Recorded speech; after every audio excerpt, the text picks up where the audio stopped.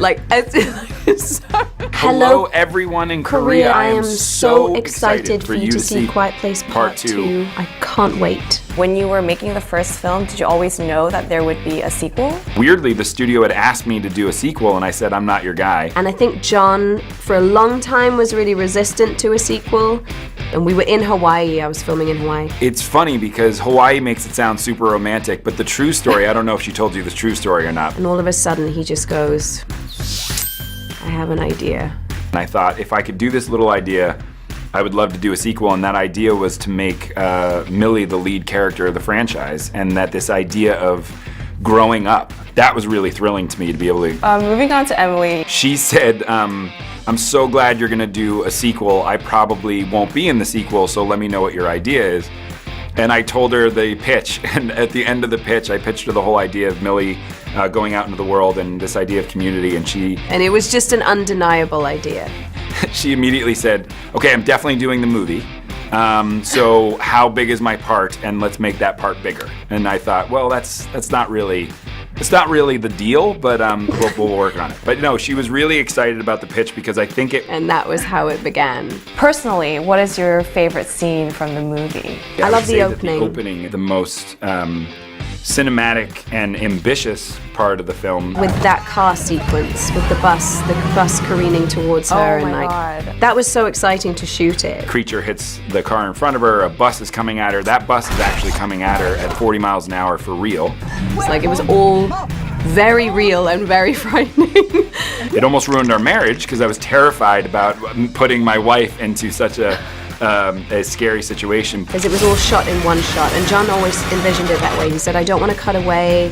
So I loved doing that. Because there was also something when we called cut on that shot. Everybody ran out of every department that they were in just cheering that we couldn't believe that we had gotten that all in one shot. And so it never cuts in that shot. So we felt really good. You've worked with Millicent and Noah before, and you know, there's such powerhouses in this film. I think everyone has this misinterpretation of working with kids, like, oh, they, never work with kids. Because they just add hours to the day. They're never prepared. You never really get the performance you want out of them without struggling. They saved us time every day. They were so professional. They were without a doubt better actors than I was, and that was frustrating at times, but I took notes from each of them. The nicest kids, like the nicest kids in the world. So I think Noah and, like I said, Millie are two of the best performers I've ever seen. So what kind of experience did you want to create for the audience with A Quiet Place 2? Hopefully, it's certainly the reason why I made the movie is there is a story unlike any other story I could tell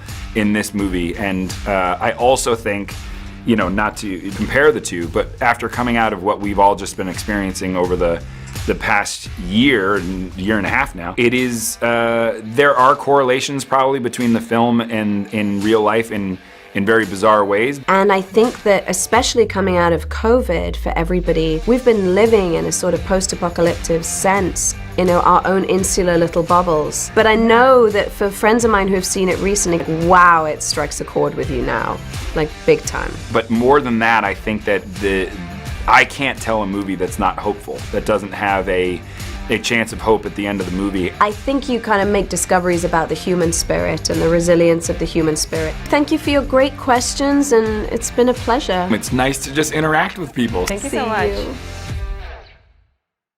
And that's why most married couples are like, I don't want to work with my husband. Saying to John, do you know how to shoot this movie? I was so taken aback. I will say this was the discovery. What a creative sort of hurricane. She is as brilliant as anyone I've met.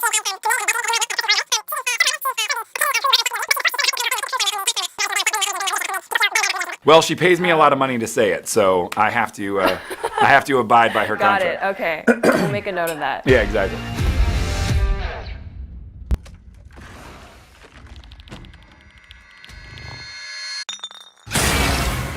The movie is made for a theatrical experience.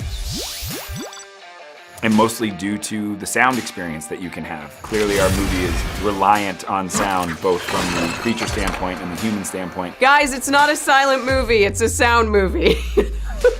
As much as the first one, but this one especially, the world expands. The world expands, and so the set pieces are bigger, and you want to be sitting with strangers jumping and screaming and not eating your popcorn. I think this is one of those movies that you go to the theater to see, and so we're lucky to be one of the ones that that will bring you to the theater. 안녕하세요. See you at the cinema.